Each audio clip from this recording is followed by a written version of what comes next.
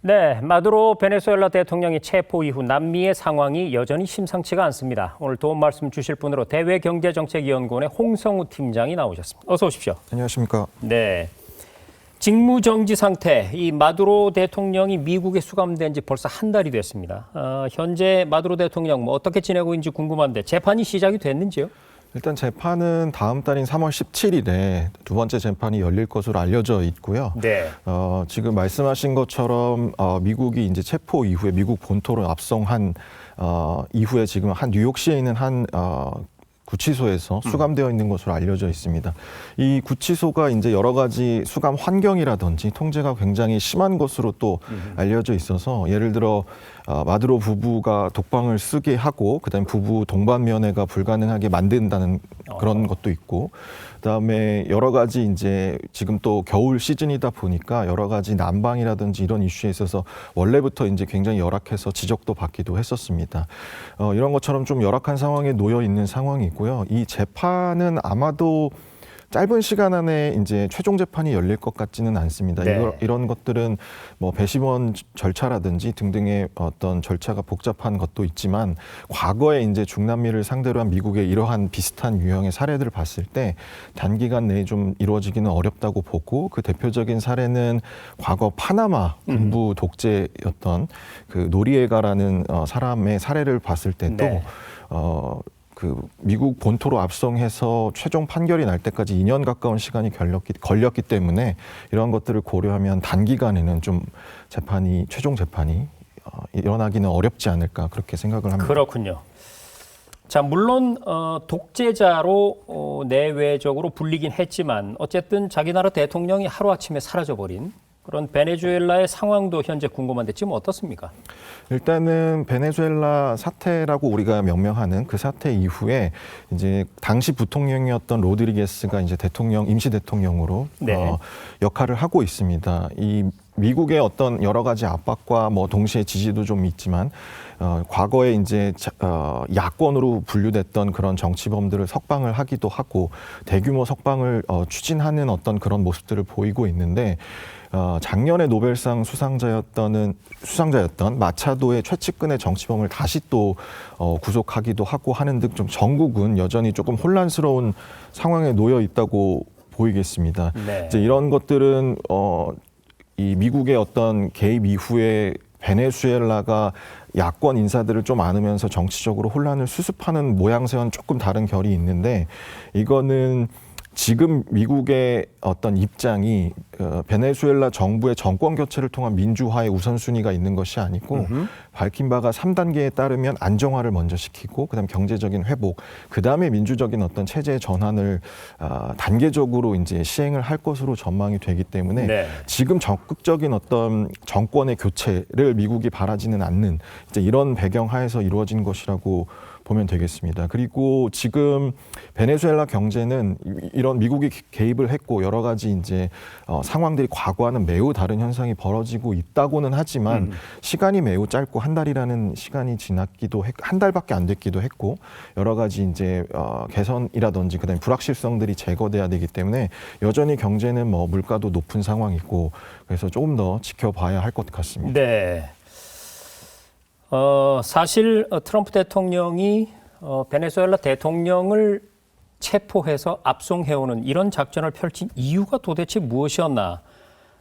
그런데 그 직후에 뭐 많은 외신들의 분석을 종합해 보면 정의 때문이 아니라 돈 때문이었고, 다시 말해서 마약을 겉으로 얘기를 하고 있지만 사실은 석유 때문이었다. 이게 이제 지배적인 의견이었는데 말이죠. 미국이 이렇게 지대한 관심을 갖고 있는 베네수엘라 석유 산업에 벌써부터 어떤 변화가 나타나고 있다고 들었는데 어떻습니까?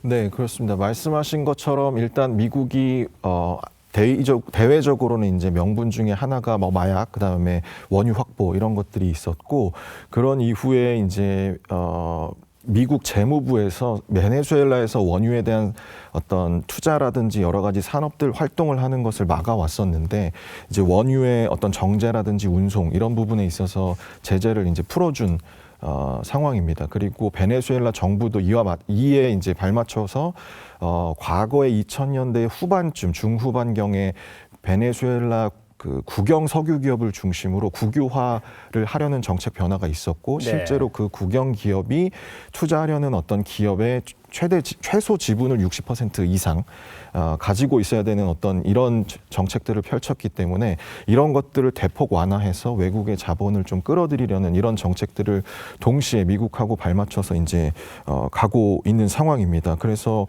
환경 자체는 과거와는 매우 달리 외국인 투자자들에게 좀 열려 있는 환경을 만들고 있는 그런 상황이라고 설명드릴 수가 있겠습니다. 네. 또 한 가지 궁금한 점이 있는데요, 팀장님. 이 마두로 대통령이 집권하는 동안에 뭐 경제적인 위기라든지 정치적인 억압이라든지 이런 것 때문에 뭐 얼마나 힘들면 자기 나라를 버리고 떠나겠습니까? 수백만 명의 베네수엘라 난민이 생겨났었거든요. 그러면 그렇게 고국을 떠났던 그 난민들이 이제 베네수엘라로 돌아올 수가 있는 건가요? 일단은 그 난민 이슈는 베네수엘라 특히 난민 이슈는 중남미의 굉장히 중요한 이슈기도 하고 미국이 네. 또 주목하는 이슈기도 합니다. 그런 상황들이 연장선상에서 이제 미국의 불법 이민이라든지 이런 문제들을 야기한다고 미국이 바라보고 있기 때문에 그런데 이 난민 통계를 정확하게 집계하는 건 사실상 어렵지만 알려진 유엔이라든지 이런 국제기구를 통해서 알려진 통계에 따르면 한 지난 10여 년간 한 800만 명 정도가 베네수엘라를 네. 떠났다고 하고요. 난민의 형태로서 지위로서. 대부분들이 중남미 국가로 아마 흘러 들어갔을 겁니다. 베네수엘라하고 콜롬비아는 국경을 마주하고 있기 때문에 콜롬비아로 1차적으로 제일 많이 난민들이 들어갔고 네. 그다음에 그 경로를 따라서 뭐 페루라든지 에콰도르, 칠레까지도 내려가고 대부분들이 아마 80%를 상회하는 난민들이 중남미 내에 머물기도 하고 그다음에 북쪽으로 쭉 예전에 카라반 행렬이라고 해서 이제 북쪽으로 쭉 올라가면서 미국까지 가는 이제 행렬도 존재를 합니다. 이런 난민들이 이제 그 베네수엘라를 떠나서 이제 주변국들에도 사실 이제 사회 문제를 일으키는 경우들이 많이 있습니다. 난민들이 이제 치안을 주변국들에 정착을 하는 과정에서 치안을 악화시킨다던가 아니면 사회적인 어떤 측면에서 일자리를 좀 빼앗는 경향이 있다던가 이제 이런 상황이 지속이 되면서 주변국들도 특히나 국민들 입장에서 주변국의 국민들 입장에서 불편한 입장을 가지고 있는 상황이고 이런 경제가 안 좋고 인구가 많이 떠나가다 보니까 이 외부로 이제 외국에 정착을 한 베네수엘라 국민들이 본국으로 송환하는 일종의 송금이 베네수엘라 경제를 일부분 지탱하는 부분이 있습니다. 다만 베네수엘라가 미국의 제재를 받고 있기 때문에 그마저도 사실 다른 중남미국들에 비하면 그 송금의 어떤 원활함 이런 것들이 좀 제약이 좀 큰 것도 사실이라고 할 수 있겠습니다. 네. 어쨌든 지금은 혼란스러운 상황이니까 이 난민들이 고국으로 돌아가기 위해서는 좀 더 상황을 지켜봐야 되겠군요. 자, 궁금한 것이 베네수엘라 다음은 어디인가? 그런데 트럼프 대통령이 베네수엘라에 이어서 이제 쿠바를 향해서 직격탄을 날리고 있습니다. 정권 붕괴 가능성까지 지금 언급이 나오고 있는데 자, 팀장님, 트럼프가 쿠바를 압박하는 명분은 뭐고 또 쿠바가 지금 어떤 상황에 놓여 있는 겁니까? 일단 쿠바를 압박하는 명분은 베네수엘라하고 어느 정도의 일치하는 면이 있는데 일단은 이념적으로 사회주의 공산국가라는 점이 있고 민주적이지 않다는 어떤 공통점을 가지고 있습니다. 거기에 대해서 이런 배경 하에서 미국의 안보에 위협을 끼친다고 보는 국가들로 미국이 지정을 하고 있기 때문에 베네수엘라 마찬가지로 이제 그 다음 타겟으로 이제 쿠바를 미국이 어떻게 보면 통제하려고 하는 모습들을 보이고 있습니다. 이제 그런 과정들이 일어나면서 쿠바가 안 그래도 경제난, 전력난 이런 것들로 굉장히 경제가 좋지 않았는데 네. 지금 사실은 더 악화돼서 굉장히 심각한 상황으로 치닫고 있는 것 같습니다. 공개된 어떤 언론의 동향이라든지 여러 가지를 보면 일단은 뭐 당장 이제 항공기가 중단이 될 수밖에 없고 국제공항에서 항공기를 급유하는 것을 석유가 워낙 이제 미국이 석유를 통제하고 있기 때문에 네. 그래서 급유가 중단되면서 뭐 캐나다 항공사라든지 이런 국가들에서 그 항로 잠정적으로 일단은 중단을 하기도 하고 노선을 그다음에 그 여러 가지 난방이라든지 전력 이슈가 발생을 하기도 하고 근로 시간이나 뭐 학교의 수업 시간도 뭐 조정을 하게 되고 네. 대중교통이라든지 이런 것들이 멈추고 또 의료 시설이라든지 필수적인 어떤 사회 인프라가 일단은 좀 작동이 잘 안 되는 그런 상황입니다. 이러한 것들은 미국이 그 멕시코라든지 이제 베네수엘라를 통한 석유의 그 운송을 좀 이제 차단을 한 결과라고 보여지는데요. 베네수엘라는 이 미국의 개입 이후에 쿠바로 향하는 이제 원유들이 당연히 수출길이 막혔고, 네. 멕시코가 그 뒤로 이제 꾸준히 이제 운송을 하고 있었는데 트럼프 대통령이 이마저도 이제 차단하는 모습들을 보이고 있습니다. 그래서 행정명령을 통해서 지난달 발효한 행정명령을 통해서 쿠바하고 이제 석유를 거래하는 국가들에서는 관세를 부과할 수 있다. 이제 이런 조치들을 통해서 쿠바는 좀 더 굉장히 심각한 상황으로 치닫고 있는 것 같습니다. 네. 자, 지금 말씀하셨듯이 이제 베네수엘라에 이어서 쿠바로 공격이 집중되고 있고 트럼프 대통령의, 그리고 이제 쿠바를 멕시코가 뭐 지원하겠다 이렇게 나서고 있지만 이 또한 또 트럼프 대통령이 가만히 있을 리가 없고요. 그러니까 이런 정황을 보고 중남미의 이웃 국가들 중에서도 쿠바와 좀 거리두기를 하려는 그런 국가들이 나타날 것 같은데 지금 어떻습니까?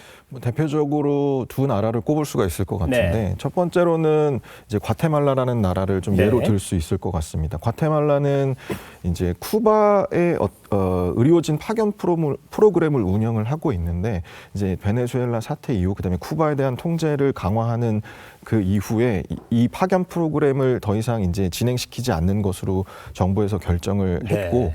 그다음에 그 주목할 만한 나라로는 이제 니카라과라는 나라가 있습니다. 대표적으로 중남미에서 반미 국가로 굉장히 이제 알려져 있는 나라인데 독재 국가이기도 하고, 이 국가에서도 원래 쿠바인들이 무비자로 이제 니카라과에 입국을 할 수 있었는데 네. 이제 비자 절차, 그다음 인터뷰 절차 이런 것들을 도입하면서 여러 가지 이제 불법 이민이라든지 이런 것들을 차단하려는 노력을 보여주고 있어서 말씀하신 것처럼 이 두 나라를 쿠바하고 좀 거리를 두고 있는 중남미 국가들로 꼽을 수가 있겠습니다. 네, 그러니까 트럼프식 힘의 외교에 밀려서 이제 과테말라나 니카라과 이런 국가들도 쿠바에게 뭐랄까 정을 떼는 그런 과정에 돌입했다 이렇게 생각해 볼 수가 있겠군요. 자, 아까도 잠시 언급이 됐었습니다. 미국이 전방위로 이렇게 남미를 압박하는 이유가 베네수엘라의 석유 때문이 아니냐 이런 시선이 많은 건 사실인데 이게 진짜 석유 때문만인 건지 아니면 혹시 다른 원인이 있다면 어떤 게 있을 수 있을까요? 요새 이제 많이 중남미를 두고 얘기되는 미국의 외교 정책, 뭐 돈로주의, 네. 과거 멀로주의 이제 확장, 신멀로주의. 네. 이제 그런 표현들을 많이 쓰는데 아마도 그런 정책, 대외적인 어떤 정책 하에서 이루어진 어떤 현재의 상황이라고 예상이 됩니다. 그렇게 예상을 해볼 수가 있는데, 이러한 지금 미국의 대외 정책은 작년 12월에 발표된 미국의 국가안보 전략 NSS라고 하는 것에 잘 드러나 있고, 특히나 이것이 굉장히 미국의 대외 정책에 있어서 매우 최상위에, 매우 우선순위에 두는 모습을 보이고 있습니다. 지역별 전략들을 이제 제시를 하고 있는데, 소위 말하는 미주 대륙의 전략들을 제일 전면에 배치를 하면서 이제 미국이 어떻게 할 것인지에 대한 얘기를 하고 있습니다. 그 미국의 이런 뭐 돈로주의, 뭐 신멀로주의 이제 이런 것들을 두 가지로 요약을 해보면, 하나는 미주 대륙 내에서 미국에게 여러 가지 면에서 협력을 전제로 할 때 미국은 중남미 국가들, 미주 대륙 내에 있는 중남미 국가들에게 경제적, 뭐 군사적, 안보적 인센티브를 제공할 수 있다. 이런 점을 하나로 꼽을 수가 있고, 두 번째는 미주 대륙의 역외 국가들의 영향력을 축소시키겠다. 라는 어떤 전략들을 두 가지를 특징적으로 얘기할 수가 있겠습니다. 여기에서 이제 역외 영향력이라고 하면 중국을 지칭하고 있지만 중국을 염두에 둔 어떤 전략이라고 보여지고, 이 역외 영향력을 정의할 때 미국의 NSS에서는 뭐 항만 인프라, 군사 시설에 대한 통제라든지 핵심 건물과 같은 전략 자산을 역외 국가들이 통제하는 것, 이런 상황들을 역외 영향력이라고 정의를 하고 있어서 이것들이 중국이라는 것을 명시적으로 타겟하고 있지만 미주 대륙 내에서 중국의 영향력을 완화시키고 급감시키고, 동시에 미국과의 경제적 결속, 안보적인 결속은 강화하려는 이런 정책들의 일환으로서 베네수엘라의 사태가 발생됐다고 보는 면도 일정 부분 타당하다고 생각을 하고 있습니다. 네, 미국의 뒷마당이라고 불렸던 이 중남미를 그동안에 중국이 많이 공을 들여서 여러 가지 또 성과를 내고 쟁취를 하기도 했는데 그것을 단박에 무너뜨리겠다는 어떤 미국의 전략이 느껴지는 상황이에요. 이제 시간 관계상 마지막 질문을 좀 드려야 되겠습니다. 남미가 우리나라로부터 한 2만 킬로미터 정도 떨어져 있죠. 그래서 상당히 먼 나라 얘기처럼 느껴지는 건 사실입니다. 하지만 최근에 이 외교적인 영향력이라는 거의 빛의 속도로 파장이 퍼지기 때문에 이런 시대에 우리가 결코 불구경하듯이 할 수는 없는 노릇이거든요. 우리 입장에서는 어떻게 중남미 문제를 대처를 해야 될까요? 일단은 좀 슬픈 현실이긴 하지만 국제 질서라든지 규범들이 지금 잘 지켜지지 않고 힘의 논리에서 이제 이런 것들이 무너지고 파괴되는 상황입니다. 그래서 네. 한국도 여러 가지 이제 경제적인 것뿐만 아니라 다방면에서 한국의 어떤 필요성, 특수성, 그다음에 국력을 좀 키워야 되는 상황이라고 생각이 들고 이제 이러한 바탕을 전제로 해서 이제 외교 전략이라든지 다양한 대외 정책을 전략을 수립을 해야 되겠습니다. 그래서 외교적으로도 이제 한국이 지정학적인 위험에 노출되어 있기 때문에 그런 것들을 잘 관리하는 전략이 마련돼야 되는 한편 최근에 이제 수출 다변화라든지 통상 측면에서도 굉장히 이제 중남미를 포함한 글로벌 사우스 국가들이 중요해지고 있기 때문에 베네수엘라 사태 이후에 중남미 미국 간의 경제적인 관계, 안보적인 관계가 어떻게 될지 그런 것들을 지켜보면서 통상 측면, 그러니까 외교적 측면뿐만 아니라 통상 측면에서도 전략 마련이 좀 중요하게 요구되는 시점이라고 할 수 있겠습니다. 네, 잘 알겠습니다. 미국의 뒷마당이라고 불렸던 남미에 대한 트럼프 대통령의 강한 개입이 뒷마당을 다시 찾아오게 될지 아니면 장기적으로 볼 때 오히려 영향력을 떨어뜨리는 자충수가 될지 예의주시해야겠습니다. 지금까지 도움 말씀에 대외경제정책연구원의 홍성우 팀장이었습니다. 오늘 말씀 고맙습니다. 감사합니다.